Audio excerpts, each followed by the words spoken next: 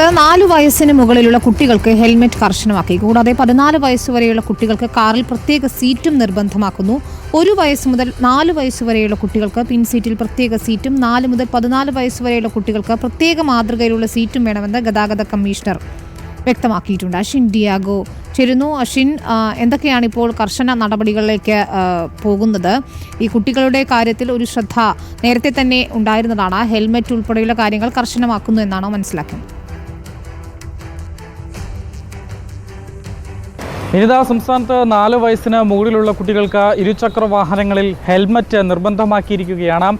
ഇതോടൊപ്പം കാറുകളിൽ കുട്ടികൾക്ക് സീറ്റ് ബെൽറ്റും നിർബന്ധമാക്കിയിട്ടുണ്ട്. ഇതിനു പുറമെ കുട്ടികൾക്ക് പിൻഭാഗത്ത് പ്രത്യേകം സീറ്റും വേണമെന്ന് ഗതാഗത കമ്മീഷണർ നിർദ്ദേശിക്കുന്നു. 14 വയസ്സുവരെയുള്ള കുട്ടികൾക്കാണ് ഇത്തരത്തിൽ കാറിനു പിന്നിൽ പ്രത്യേകം സീറ്റ് തയ്യാറാക്കേണ്ടത്.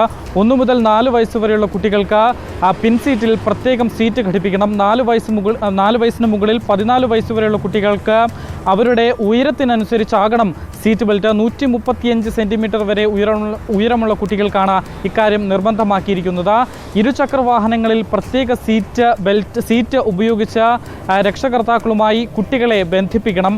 ഇത് യാത്രയ്ക്കിടെ കുട്ടികൾ ഉറങ്ങിപ്പോകുന്നത് അടക്കമുള്ള ഘട്ടങ്ങളിൽ അപകടം കുറയ്ക്കുമെന്ന് ഗതാഗത കമ്മീഷണർ അറിയിക്കുന്നു.